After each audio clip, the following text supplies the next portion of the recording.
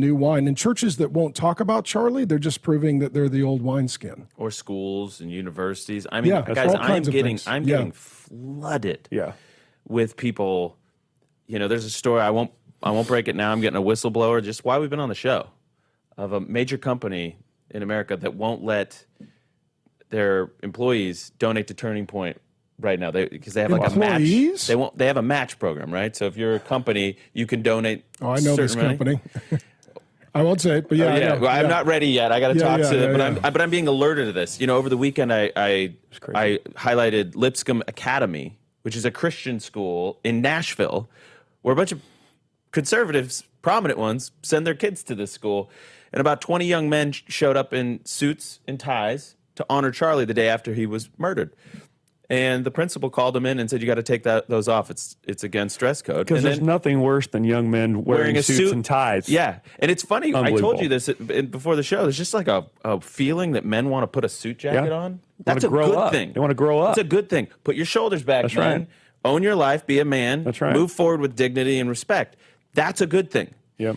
And this school shut it down and punished the kids, and they haven't uttered Charlie's name since. And so all the parents and teachers are really upset over at Lipscomb Academy. We're going to be watching you, Lipscomb. We'll be right back.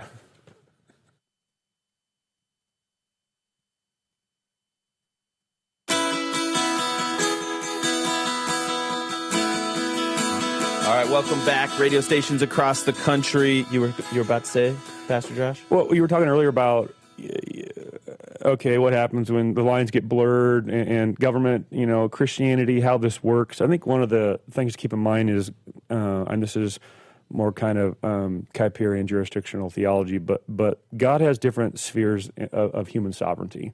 And he appoints those spheres with responsibility and authority. So you have the family, the household. Mom and dad are an authority over the kids.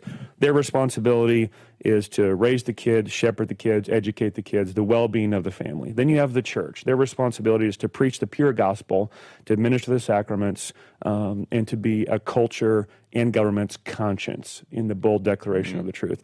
And then you have the government, and it's a distinct lane that God's given authority to and responsibility for, but it's a small lane. And I think Charlie understood that.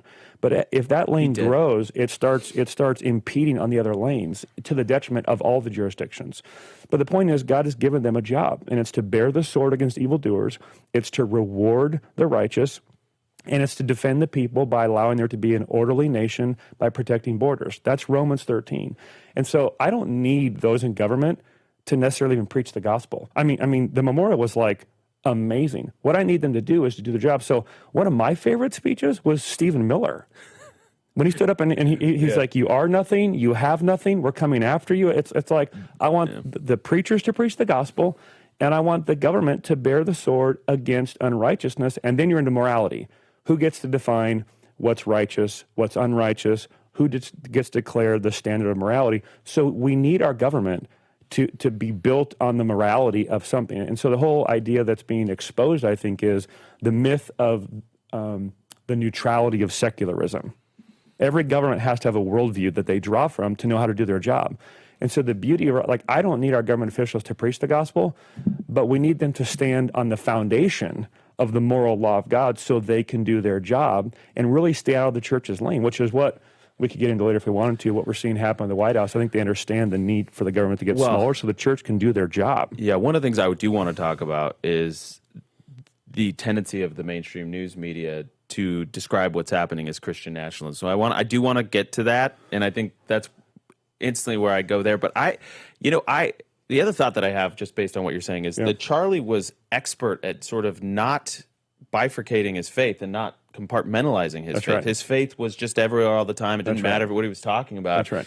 And I noticed the same instinct that I have. It's like, well, okay, I'm talking about Lipscomb Academy, on Twitter and X, saying, listen, I'm hearing a lot of really bad things. Like, people running that school are not on the team.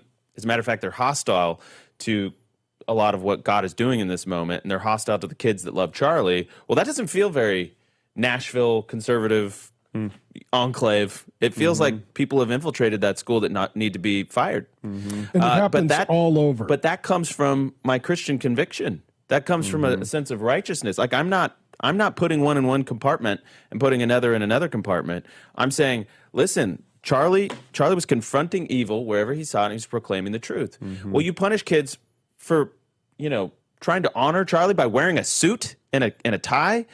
That's an amazing gesture. You should have honored that, and they didn't. And you talk about tests, and it's like you passed the test or you failed the test. Well, they failed it, and I don't see it any other way. Now, listen, the school's going to do what they're going to do, but I think there's a power in us as Christians not saying, well, I put my Christianity here on Sunday, and then when I go to Washington, D.C. as your congressman or as your vice president or whatever, I'm going to put it over here, and I'm going to put my faith in a little box.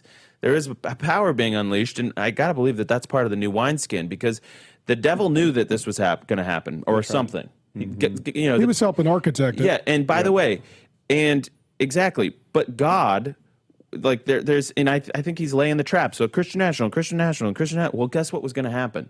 Charlie Kirk was going to die a martyr's death, and then the world's most powerful leaders were going to get up on a stage with 100 million people streaming it, and they were going to start speaking the truth about Jesus Christ. Yep. And guess what? Christian nationalism. Is that really Christian nationalism, or is that just living your faith in public?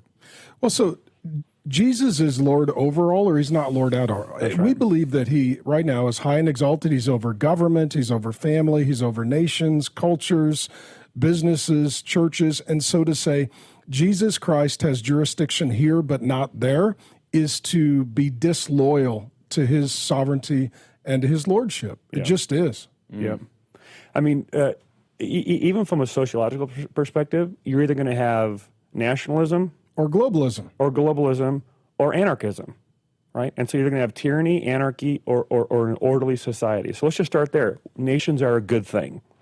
And then that nation is going to be built on a worldview. And we think the Christian worldview is a superior worldview that does the most good for the most people, even those who don't adhere to it. But if our rights come from our Creator, the question is, what's his name?